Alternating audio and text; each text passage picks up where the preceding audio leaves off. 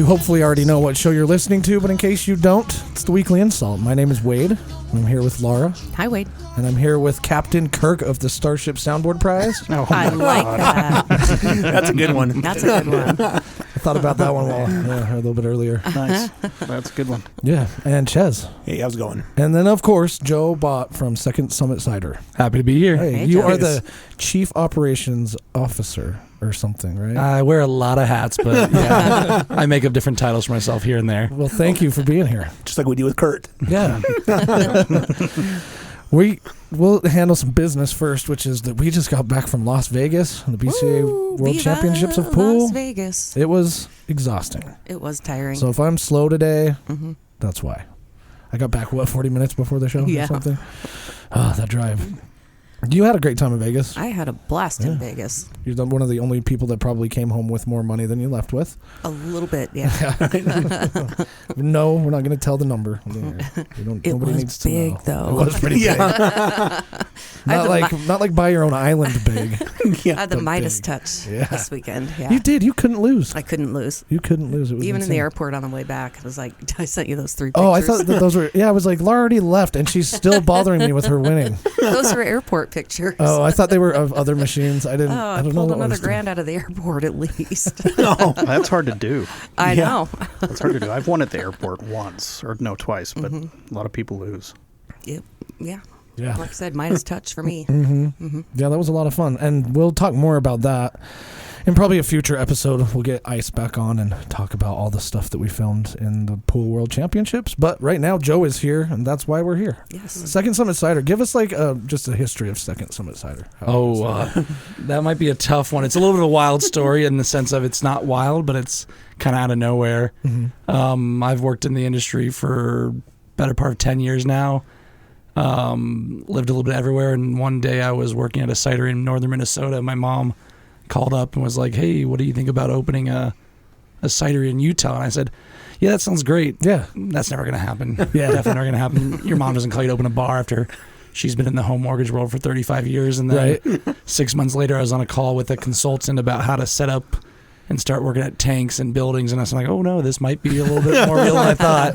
And then 6 months after that, I was moved to the state of Utah, and we were off and running. Yeah, dude, and it's awesome. Ches and I had a chance to go out there, and the building, what's the address there at that building? 4010 South Main Street, and we're technically in Mill Creek, Utah. That's technically people Mill think Creek? it's It is, technically yeah. Mill Creek. It's a small little finger that was incorporated years ago, I guess. But it's if you type in our zip code, you get Murray, South Salt Lake, and Salt Lake all coming in as the city. Never Mill Creek though. And you know what I love about that building is the amount of space you have. Just for things. You have 4 pickleball courts. Yeah, so it's an old car dealership, so we have the luxury of space, which you don't come. It's kind of harder to find right now in Salt Lake, especially.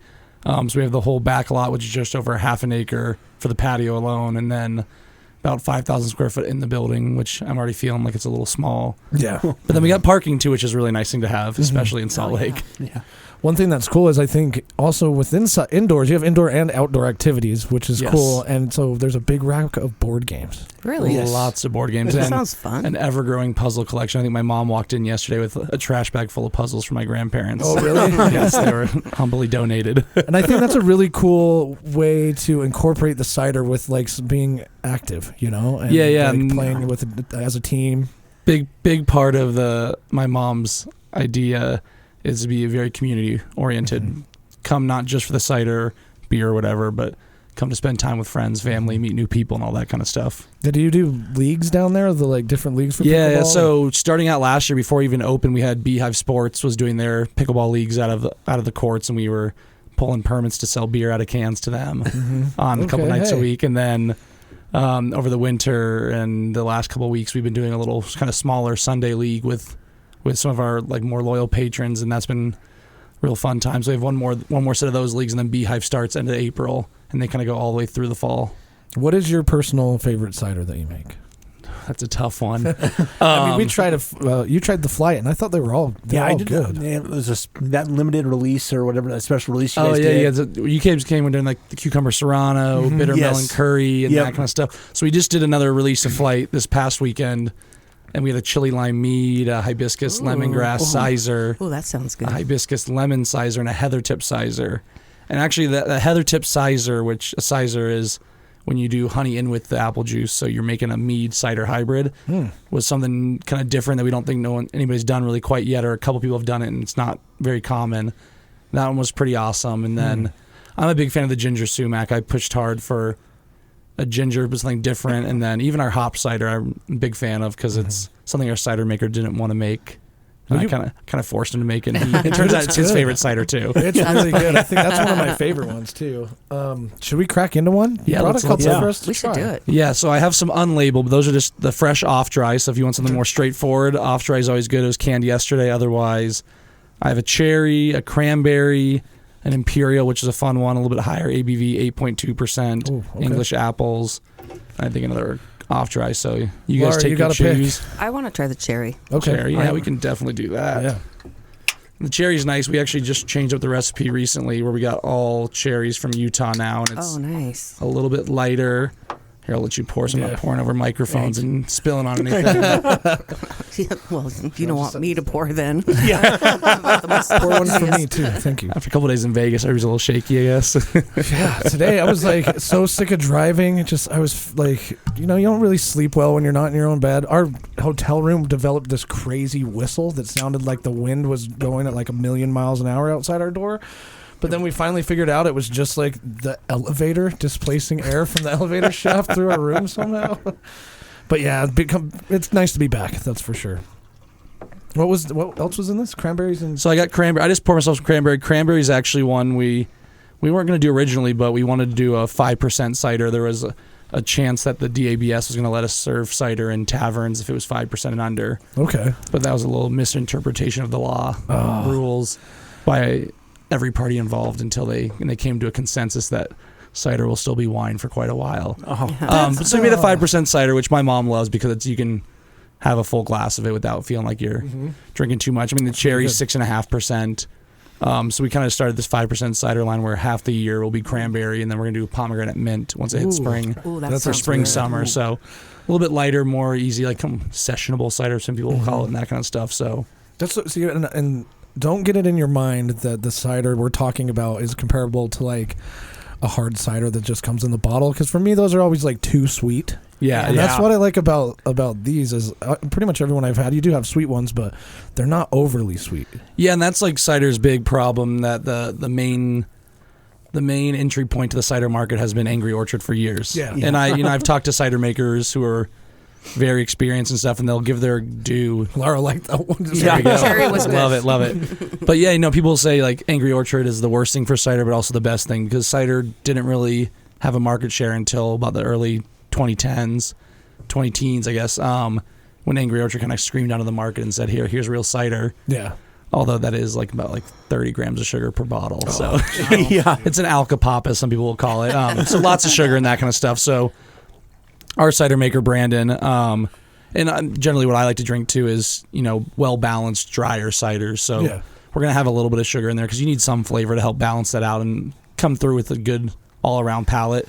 But also you don't want to just feel like you're consuming sugar nonstop. No, So. I kind of like the sour beer-ish type of vibe. It's not obviously a beer, but I do and like that's, that tartness. Tartness. Tart. Like, and I say with a lot of people, like, kind of the cider scale is that dry to sweet, and then it's tart to fruity. And fruity and tart are very confusing for a lot of people, too. So you have, like, the acidic tartness and that kind of stuff. So most of our stuff is that tart dry, but then you can get stuff like the Imperial, where a little bit less tart, you're having a little more deep kind of tannic flavors, too. All the way up to, like, cranberries technically our sweetest cider, but I think more people would think it's tart. Down to we have a Macintosh cider on draft that's no sugar at all. And it's Oh, wow. dry as can be, like bone dry, you'd say champagne-y, almost like bready at some points, too. Okay. So Yeah. you got a big range of stuff you can play with, which is nice. How long have you been making just particularly cider? I've made cider for the last 5 or 6 years. I've never made a good cider myself. Okay. Oh yeah, you have. I guess you have the. I'd say if I was running the back of house, it would not be a good show. But our cider maker Brandon, we lucked out. We were, obviously hoping to get someone local, but pulling local means either there's only a couple other cideries in the state, or you're pulling from beer, and then you have a little bit of a knowledge gap if they haven't done cider or wine before. Brandon, our cider maker, was most recently at C Squared Cider, which is a cidery out of Denver, who had moved to an orchard space in Penrose, Colorado, who, due to COVID, shut down. So he was actually, I think his final day of work is the day we posted our job listing on Pro Brewer. So it's kind of this nice little apropos thing. And, he had lived in Salt Lake before growing up and stuff, so it wasn't too far from his family in Denver and that kind of thing. And, this was his real opportunity to kind of run the house in the back. Like, we give him... He has like kind of full control back there. I mean, I'm going to put my weird flavor suggestions in and all that kind of stuff.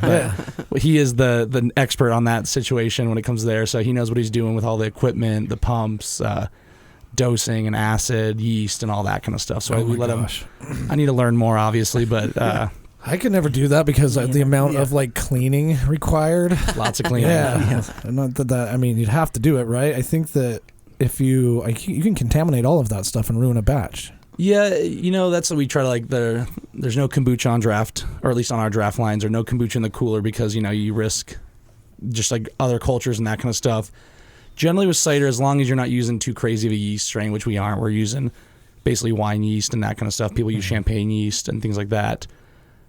Never going to get too out of hand like a sour would, because I know there's some breweries that, all sour fermentations happen in some hallway. Yeah. 5 miles from the brewery because they don't want to risk it. Just in case. Yeah. Otherwise, you're using a lot of acid to wash things out. Yeah. Luckily, we only use a couple different yeast strains. Nothing too crazy so far. We don't have to be all too careful, but it is, cleanliness makes everything happy and easy. I didn't realize there were that many different kinds of yeasts. Yeah. They can get pretty out of control.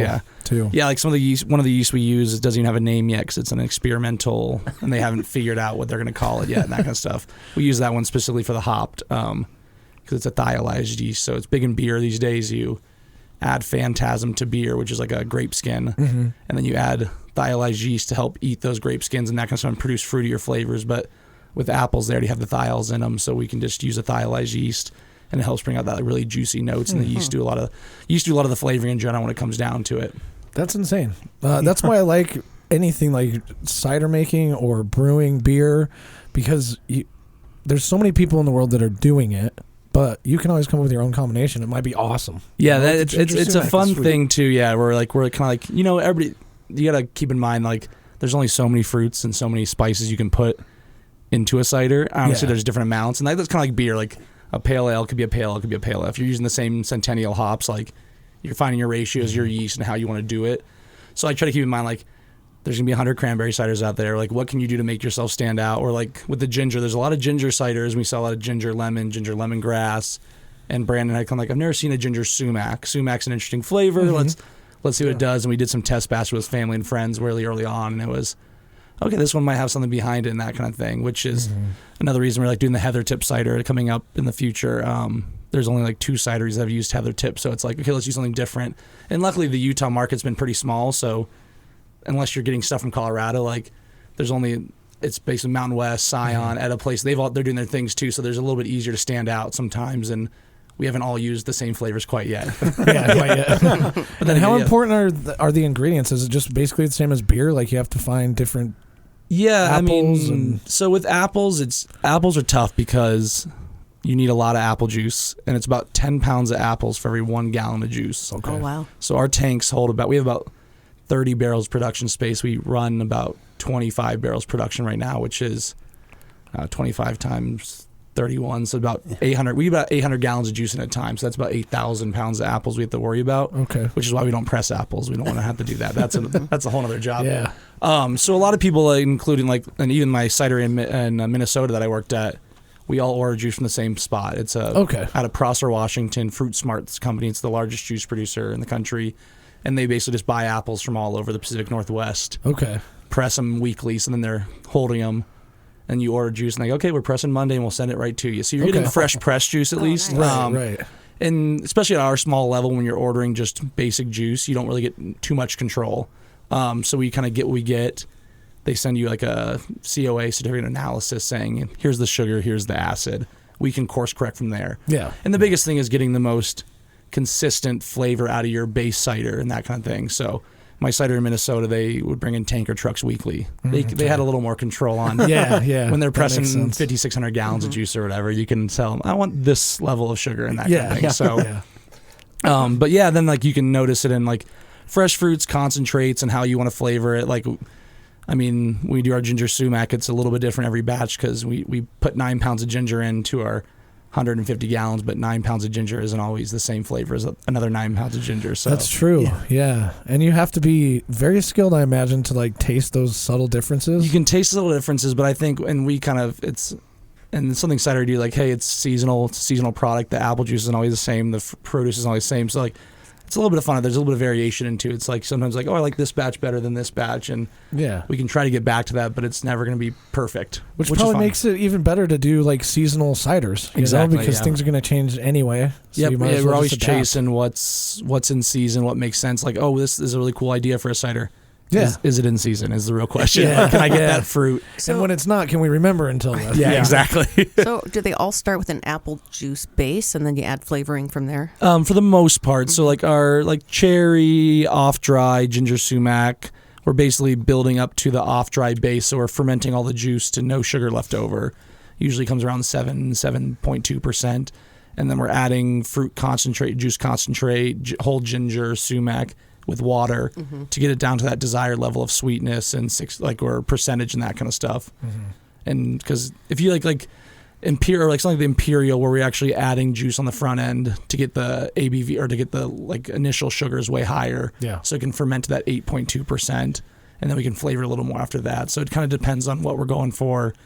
Like our latest small batch with the sizers and mead, those were partially honey and that kind of stuff. So we're adding honey in, adding water in to get this right gravity so you can ferment down to a acceptable percentage that you're looking for. I think there's only like one place that makes mead in Utah, or at least I think there's a Utah-based company that makes mead. The Hive Winery makes a mead for sure. That was really friend that makes it. I'd like to try it. It's definitely a big homebrew thing. A lot of patience in mead makers because usually mead doesn't taste good for a year or so. So you have to be really, really patient. Oh, wow. Did that change your mind on wanting to try it? No. Okay, so it's like basically you're brewing a soy sauce at that point. Yeah, it's a set and forget for sure. It's fine. I've got a dark hole under my stairs. There you go. That'll work. That'll work for sure. Yeah, he does it out of his home. He does mead and wine. He has a tiny, long strip piece of property in the sugar house. Yeah. Yep. That's kind of a bummer about Utah, and we've talked about it on previous shows, so we won't get too deep into it, but it just sucks that you can't like order things off the internet, like meat or anything, get it shipped to Utah. Yeah, it's a little tougher. Everything's so tied down. I don't see it changing anytime soon, and that really sucks with the cider that you're not allowed to tap it. Yeah, so the cider falls in this very weird. We are a wine product. Technically, we're fermenting fruit. We fall generally into beer percentages, high point beer percentages. So most of the cider we make is in that 6.5% range. Imperial is the highest at 8.2. Taxes get a little weird when you go too much higher. But we have the leniency of wine that we have it on draft technically.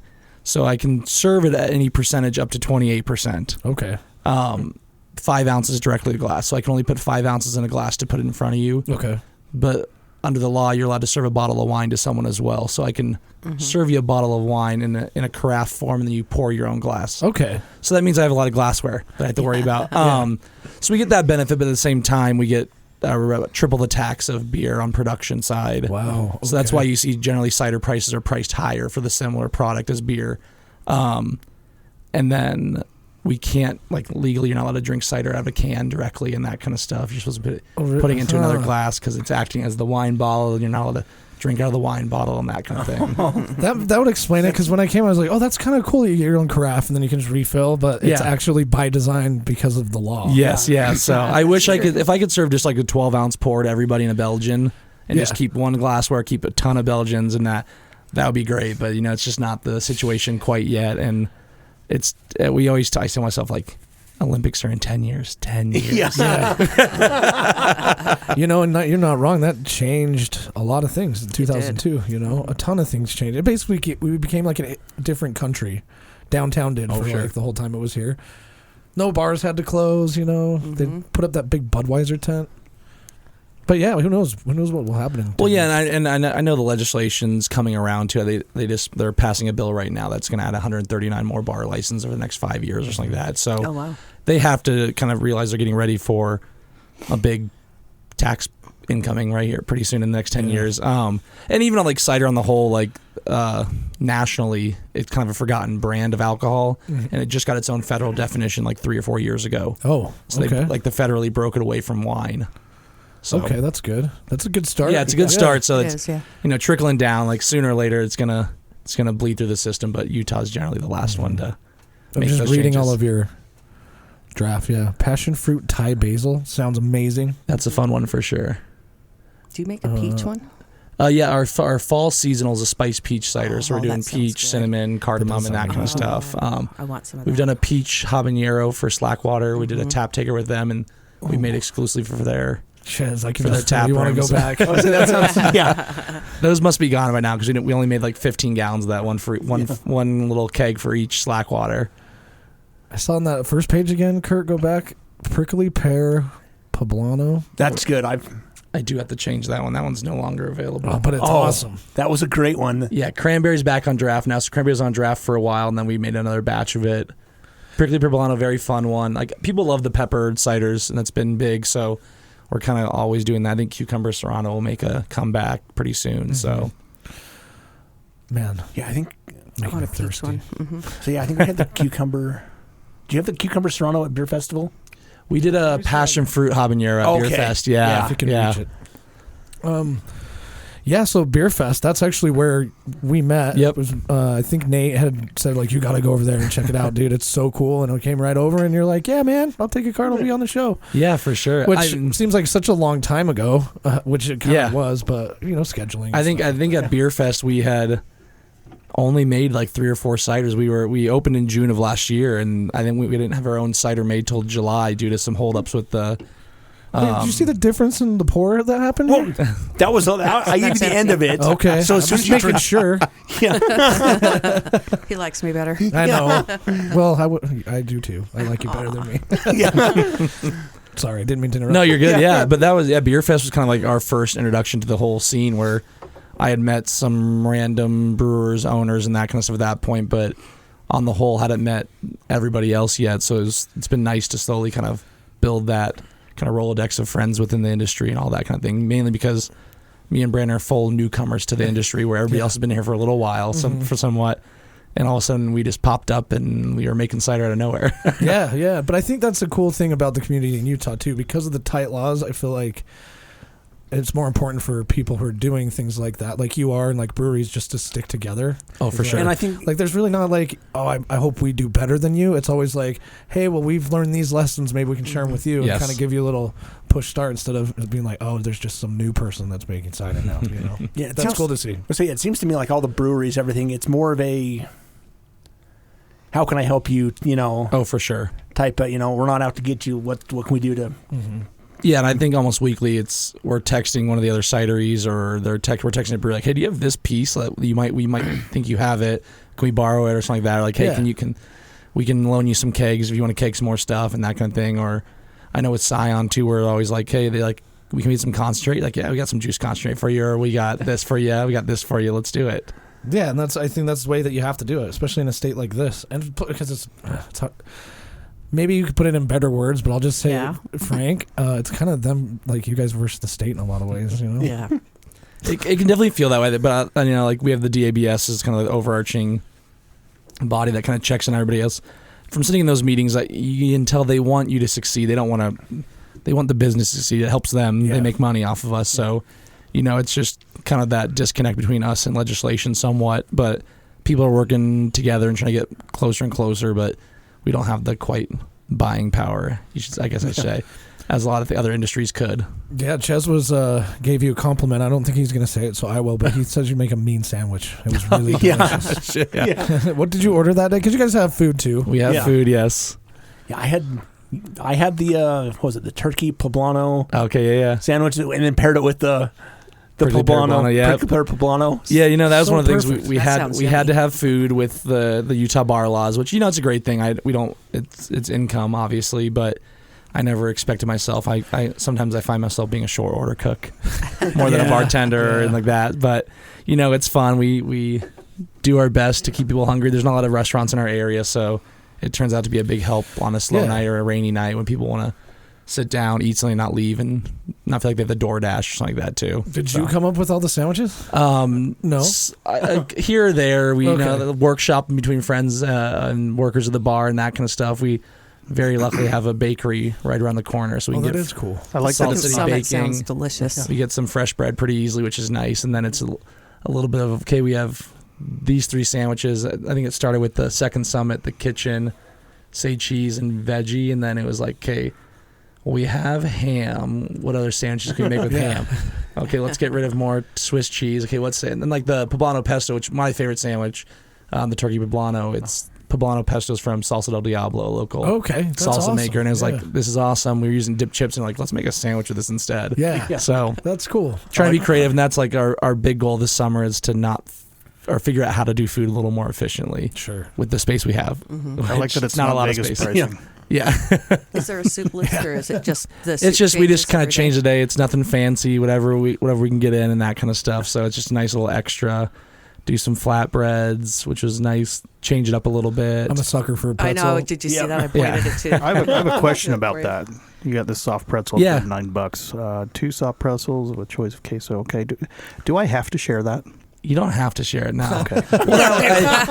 Originally, we had one big pretzel, and then it was like, it's cheaper to give you 2 pretzels that weigh the same. And I was like, well, let's give them 2 pretzels. People are sharing it anyway half Yeah. the time, so it's like Yeah. 2 pretzels better than one. But that's No, like, I'm there's ordering that 2 for me. pretzels. That's me. It says share a bowl. It doesn't say you have Yeah. to share. It doesn't say must share. Yeah. Sharing Well, required. and I think it's. I was watching you when you were working there last time, and we were getting some ciders and stuff, and then out of nowhere, someone's like Chaz is like, "Can I get a sandwich?" You're like, "Sure." And then it's kind of like now you're stuck in the sandwich zone for 5 minutes or whatever, and then you I think last Thursday I made like 65 sandwiches in 2 hours. It was a busy night. It was great, great problem to have. But I think we had like 25 tickets hanging off the receipt print. I was like, why do they keep ordering sandwiches? Because they're good. Yeah, that is kind of. Has it changed the way that do you ever make a sandwich at home anymore? No, I don't. I eat all my sandwiches at work now and that kind of thing. So, I mean, I think it's the bread. Bread's the biggest part. Bread makes a sandwich, and it's really good bread from that local bakery. So, Well, let's take a break. Yeah, Okay. I think that's a good That's spot. sounds good to me. All right, we'll be right back. You guys know what time it is. It's break time. That means that we have to pay bills. The Pearl on Main is in Midvale. They sponsor the show. They have a couple shows coming up that we wanted to mention. On March 1st, Ben Rainier and a few other folks with him go to thepearlonmain.com to check for tickets. And then on the 5th of March, the acoustic sessions, there's quite a few people there, 4 of them to be exact. You can find out more details on thepearlonmain.com. What's the address? 7711 South Main Street in Midville. All right. Yeah, please check them out. We thank them so much for supporting the show, so go support them. And we're back. And everything worked when I hit record. Nice. That's nice when that happens. Thanks again, Joe, for being Love here. Love being here. Sharing the cider Yeah. with us. We've talked a lot about location and the brewery and things like that. Is it a brewery technically? Cidery. Cider. So we're not. Cidery. Yeah, we're not brewing it. There's no heat to the process, so everything's going from. We're actually keeping things cold, if anything. Okay. That's Yeah, so good. we're making cider. It's not very cool to say. Cidery is cool. It's cidery, Like that, yeah. How long does it cidery to make cider? Yeah, it's quick. It can be quick, can be slow, depending on how patient you want to be. But most start to finish, from juice in the door to in a can, about 18 days. Oh, that is pretty quick. Yeah, that's not too bad. Huh. And I guess if you wanted to experiment, if you just do an experiment one, do you usually let it go for the whole 18 days? Or I'm sure somebody's tasting it the whole time. Yeah, no, we're pulling samples and that kind of stuff, and watching for sugar levels and that, as in, is it still fermenting? You can do things like, we have a spunding valve for our hopped cider. It's actually big in beer, where we can kind of force the fermentation under pressure, and it goes a little bit faster that way. Oh, okay. Or we have some cider that's already finished. We took actually some of this imperial cider that we're drinking right now, and we put it into a rum barrel. Oh, okay. And that's just yeah. going to sit there until we decide that, hey, we like the flavor and that Yeah. kind of thing. Yeah. That's a Or really we're- good idea. Yeah, we're fermenting some just base juice in a bourbon barrel from Outlaw Distilling that they gave us. So we have some barrel fermented bourbon cider coming out hopefully next month or so. Yeah. Chez will be there as Yeah, you'll soon need as to let us know when that comes out. It went from like, oh, this doesn't really taste like bourbon, to like, we had it the other day and I was like, oh, this is very bourbony now. And we're like, well, let's get our hands on more barrels so we can do a full 100-gallon batch and that kind of stuff, so we can Yeah. keg it and have it for a while versus just a couple gallons that everybody wants to fight over. Yeah. Right. So when you're not so worried about making cider or running the cidery, what do you do? Oh, that's a good question. I don't feel like a lot sometimes, but I learned to ski last year when I moved out here, so Okay. I try to ski. So like Wednesdays are my day off, so my friends are planning our ski day tomorrow, which is nice. Try to get out and be active and that kind of thing, or generally you'll find me at another brewery around town, chatting with the owner, chatting with the bartenders and that kind of stuff, and just being out and about. It's like there's something to be. You're very social while bartending, but then it's like you got to be social on your own terms. Some other places sometimes. Yeah, So yeah, I totally get that. How's the snow up the canyon? I haven't even been up there this year. it's been good. February's just been dumping snow, which is really nice. I had a friend in town who had skied Denver all his life, so him and his dad and his brother came in and they lucked out. Whereas I'm like, there's no snow in the forecast. Like this sucks for them, and then it just dumps snow and. He's like texting me like, "This is the greatest snow I've ever skied." I'm like, "Yeah, welcome to Utah, buddy." Yeah. That's why they call it the greatest snow on Yeah, earth. exactly. So I have no complaints. I mean, obviously my first season was the record season, Yeah. so I can only go down from there. But I've had a lot of fun this season. I've gotten better. I won a free pair of skis this winter, so Can't hate I've been that. skiing on new skis the last half the season so far, and that's been fun. Where do you How'd you usually win 'em? go? Oh, sorry. Sorry, Go ahead. I want to know how you won them. It was a Wasatch Brewing Ski Alliance thing, and I scanned a QR code back in October, and then got an email one day saying, "Hey, you won the skis." So I have, That's cool. so I have this kind of bright blue pair of last one down lager skis that I can ski on, which are a lot of fun. Yeah. But yeah, no, and then I kind of ski everywhere, so that's nice. Oh, I okay. get to. Yeah. We pop up Solitude, Brighton, Alta. I've been up to Park City a few times. So you're just going through the whole tour. Trying to do everything. Yeah, man. Yeah. That's super cool. I snowboarded for a long time, and then it started getting so expensive up there. Yeah, it's definitely an investment. So I'm like, it's one of the reasons you like force yourself to go. Yeah. Like I've been 25 days this season, so Wow. my price per day has gone down to under $100, which is really good. I would hope to get it under 50 if we could be really good, but that's tough. Right. How do you feel about the reserved parking up around Brighton? I'm like, I don't even care at all. I know people like to really complain about it. I'm just like, whatever, I'll pay the $25 when I get up there. It's like, it's not enough to be a big hassle for me. Yeah. It does suck, like when you're trying to do last minute plans, it's harder to do. You're like, are we going tomorrow? Like, oh, do we have a reservation? No. Like now we're like you're like sitting on the parking website, like please free up. Yeah. Thing. Yeah. Or we'll just like default to a place that doesn't have parking or it Yeah. doesn't have reserved parking. So not the end of the world. I mean, I don't try to stress about it too much like some people do. I bet it's awesome skiing with you too. You just put a couple ciders in the bag. Just a couple cider, my one roommate, she's a big beer girl, and she's like, I think cider might be my favorite pre-ski drink because it's a little lighter in the stomach, not quite as like hoppy or like all that kind of maltiness to it. So it's a good pre-ski drink. But then you'll find me if I'm at Solitude, I'm walking in and Glenn's pouring me a Guinness before you know it. So Yeah. I'm a beer drinker most of the time. I love cider, but if you find me at a bar, I'm usually drinking beer. Beer, yeah. Yeah. You can't hate beer either. I'm Especially a a beer good, girl too. especially a good Guinness. Good Guinness. Good I haven't had a Guinness. Guinness in a long time. Oh, I should get one. can't beat it sometimes. So besides skiing, anything else? Is that it? Skiing in the That's it for the Cider? winter. The summer, I got to hike a lot. I'm actually hiking Everest Base Camp in October this year. no wow. kidding. So now I really got to get into shape. Otherwise, I'm going to be really hurt. I'm gonna attempt. I don't know if I'll be able to do it, but I'm gonna try to summit Lone Peak Okay. because I've lived here my whole life and I've Yeah. never been at the top of one of those mountains I've seen every day. You know what I mean? And You I got to was do like, it. before I'm turning 40 this year, so I got to get on it. Or else You I'm gotta not do gonna it. make it. I did Timpanogos I guess 2 years ago now, To the top. to the top.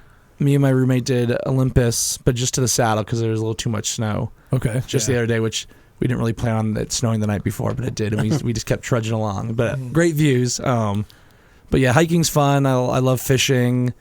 Love to get out and kind of do other things. So I'm trying to figure out where I can get my days off here and there over the summer to do some more fun stuff. So Yeah, dude, camping I think has always been one of the big staples for the podcast group. We always try to go a couple times a year. Yeah. Camping and paddleboarding. Yeah, but everywhere's getting super crowded. It is. Even Yeah, you during the gotta- summertime. you got to pick and choose for sure. Luckily, luckily I have the flexibility of the bar to be like weekdays. I can get out there and do stuff. Yeah. But I'm definitely always trying to like egg my friends on to come out here from the Midwest and like come be my excuse to go do something different or something like Yeah. I'll show you, like we'll go tubing, we'll do something, we'll go play golf and that kind of thing. So Yeah. Golf, I think, is underrated out here too because we have a lot of great golf courses for pretty cheap. yeah, I play maybe 3 to 5 rounds a year, but I played more this last year going into the fall with one of the other bartenders from Chapel Brewing, And it would be like 7:30, get out there, play 9 holes walking, feel like we're exercising a little bit. Yeah. And then it was like, okay, now I can head to the bar and that kind of thing. So, and it was like $18, and it's like $18 for 9 holes. Like, no one's going to complain about that. No way. So, No way. And that's usually what I do too. It's like, yeah, I felt like I exercised, except I have a cart. And I still make that excuse. Like, man, that was a lot of exercise. You got like 3,000 I steps. take a lot of swings. That's, a good arm workout. It's getting your money's worth, right? Like I rode a full 18 today. It's tough work, man. So what made you decide you want to go to base camp for Everest? I don't. It was just offered to me. So where my family's involved with the charity back in Des Moines, where we're from. I gotta try some of that. And that charity does works with like cancer survivors, and they work on the side of people going through the cancer journey, and your surrounding family members, and more like the holistic side of like getting out there, being active, and not like letting it stop you. So 5 years ago, I went to, I guess it was 7 years ago now, long time ago. It feels like I did Kilimanjaro with a big group of 17 cancer survivors and 30 other people. So that was a lot of fun. And then one of the guys on that trip, he's from the region. He was like, "Hey, I'm putting together an Everest base camp trip." So it's 21 days, or maybe about 21 days. And you kind of go to Kathmandu, spend some time in the city, and then you kind of hike through the region and like stop at all these different little towns and villages and stuff. And I was a little hesitant. My mom really pushed and was like, "You're going to do it. Like, Yeah. It's be a year and a half into the business. Like, you'll need a break anyway. Like, go do it." And it turns out a lot of my buddies that I went to Kilimanjaro with will be on the trip too. Oh, that's cool. Oh, So it'll be a really fun experience, I think. And it'll be a full disconnect because, like I take days off here and there, but you're never really fully disconnected. Mm-hmm. But it helps when you are 20 hours away or something like Yeah, that. that's kind of that's true. With no signal. Yeah, no signal deep in the Himalayas. Actually, there apparently is some cell service out There's a there. I'm going to Sherpa. break the phone then. I'm going to break the phone. Yeah, because I read. There's a Sherpa running around with a 5G antenna. Which, by the way, those guys are amazing. Like I was watching some documentaries they put on in work. It's like, dude, that place would not be what it is without them. Back and forth. The guys we climbed Kilimanjaro with, because like it's the main kind of industry in that region is these 3 towns. If you live in those towns, you work on the mountain. Yeah. And these guys, we spent 6 days to go up and down. They were carrying all your bags, carrying everything except for your day pack. Like they would have your tent set up when you they break your tent down, have it set up when you got to the next camp, cook all your food, do everything, and then like we get done and we're all like, "Oh, we're so tired," and they're like, "We're going to the office to see if we're going back up tomorrow." And it's like, wow, they're awesome, always a smile on their face, always having fun, and like would dance, sing at the end of every day, and like.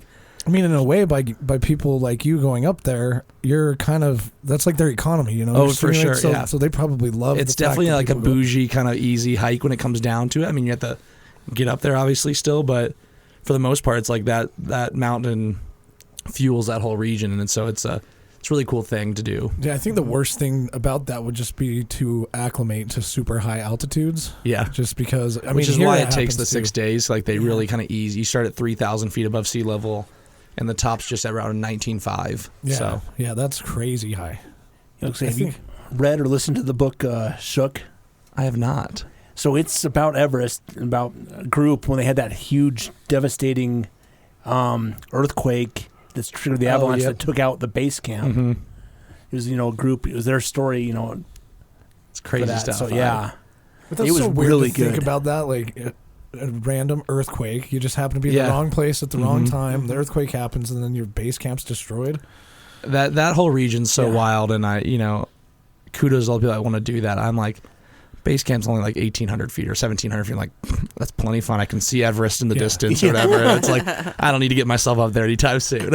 When you see some of those pictures that people take on Everest, and it's like, I get the challenge of it, and I get people are like, it's the highest place you can be, so I've got to be there. There's people that are like that. For me, I look at that and I'm like, sweet, you did it. Cool. Yeah. I did the same thing. I'd be like, they'd be like, "Do you want to go to the summit?" No, I got to base camp. That's good enough for me. And it's funny because like they don't want you to spend time, like even Kilimanjaro, you like spend like your last day, you're hiking from midnight to the top basically. Whenever you get there, you turn around, but it's like you get up there, they give you a Snicker bar, and they're like, picture and go back down now. Like you're not there for long. You're like, not like you're taking it in. It's like, take a picture. Everybody like, we did it. And it's like, okay, we got to hike 2.5 hours back down to where you started now. Yeah. And then like you get to take a nap and then hike some more after that. Yeah. So, But it's something that, not many people get the chance to do. So No, for sure. It'd be super cool. Been very lucky to do it. So, and I'm very lucky to go to the Everest trip and do it with a bunch of friends. So it's going to be a good time. So growing up, I had a neighbor of mine. He made it almost to the summit of Everest. Okay. Before they had to turn back. Was it oxygen tank related? It may have been. I know like his Sherpa started getting altitude sickness, and I think they also hit there's like a 2 p.m. deadline. Yeah, Like, I do know Which that. is, it's usually weather, like, and it's the people that get hurt or die for the most part are the people that pushed it too far. Even Kilimanjaro has some deaths every year, and it's not even significantly less in height, but it's people that want to do it and don't want to turn around. They don't listen to their own body. And it's like, hey, you're gonna get hurt. You don't want to get flown off this mountain. And you're like, you're still very remote right here. Like we gotta like shut. Like they would have all these. Like on the summit up, you basically are like to the summit. You have all these sleds that are laying around the trails. So like if someone passes out, they have a sled they can drag you on. Oh, jeez. And then once you get to the base camp, there's like little gurneys that have one big off-road wheel with shocks on it, so they could run you down the mountain as fast as possible. So like you never want to be in that situation. It's not worth that. There's always another time to go. Well, I was going to joke and say I'd do it if somebody would just pull me in a wagon. Like the episode of The Simpsons where they're dragging home, the Sherpas are dragging Homer to sleep up the mountain. It was so funny in Las Vegas watching you guys roll around on those mobility scooters.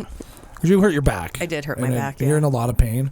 You thought about flying home a couple times. I did. I'm glad I didn't. And Andrew, being the gentleman that he is like, I'll get one too. So you're not embarrassed. But then that was a whole different thing because now we have crazy, awesomely fun drunk Andrew on a mobility scooter. Well, basically go-karts at that point. Yeah. I remember one point I was sitting at the like electronic craps and it was like one of those circular that has like 6 different machines there. I'm surprised and he he's didn't get in holding his trouble. beer just full speed going around that thing in circles. Everybody there's laughing at him. I think that we were driving him through the suite. Yeah, we were driving him through the suite. He's like free entertainment. It really was. And I don't know how you guys dared to take those on Fremont Street. It was fun. There's so many people. Well, it was not fun. We went Friday night, Saturday night? Friday. Friday night was not so fun. Yeah. We actually took one of the side roads back. Yeah. Way too many people. And they don't care. No built-in they just horn. walk right in. His had a horn. Mine was broken. So I was She was making noises. her own horn. Beep, beep. Yep. That's funny. Well, we had a guy on the show a long, long time ago named Zach who made it to the top of Kilimanjaro. Okay, yeah. He was on a TV show for it, wasn't he? Yeah, he was there. He was helping two. I thought it was a blind person or a person without. There was one of leg. them. Yeah, one of the ladies. She's actually from here in Salt Lake. Oh, I didn't know that. Originally, yeah. And she lost part of her leg. She was on that, and then I think there was one other person too that they were helping. Okay. Assist to get to the top. It was kind of like a fitness challenge. I think is how he got involved in it. He was like, I want to lose some weight and stuff. And they're like, hey, we're going to do this challenge, but you're going to have to work up to it, And he's like, okay, and he did it. Well, I think it's one of the benefits of Kili, especially, is it's like the most accessible of the 7 summits too. So it's like it's hard, but it's very safe when it comes down to it and that kind of thing. I know like. There's an NFL guy that does they go and bring NFL players to climb Kilimanjaro and they build wells out there and that kind of stuff. So it's like a kind of all ages, I guess. Like you say, I don't know if you guys, there's a woman that's done all the 7 summits that lives in Park City, and she just did Kilimanjaro with her family, brought all her teenage boys up with her and that kind of stuff. It's a good it's not too hard, but it's really good accomplishment. You get a great view across the whole entire plain out there and that kind of stuff. So you'd never go to the summit of what we were just talking about? Everest. Yeah. No, I'm good. I'd rather hang out in the city and get that vibe of the culture, and then it's I'll let the people do the extreme adrenaline junkies do that. Can I take a helicopter to the top? Yeah, I think your helicopter crashed way before you got there too. I know that you can take helicopters back from base camp. Yeah, I think two base camp. Yeah, once you get a certain height, I think it's just the air is so there's too thin thin. that helicopters don't even work at that point, which is kind of crazy. Yeah, and that's even more dangerous because then if you get stuck up there and you need a helicopter, you're literally stuck. You're not going anywhere for the most part. How long of a hike is it to base camp?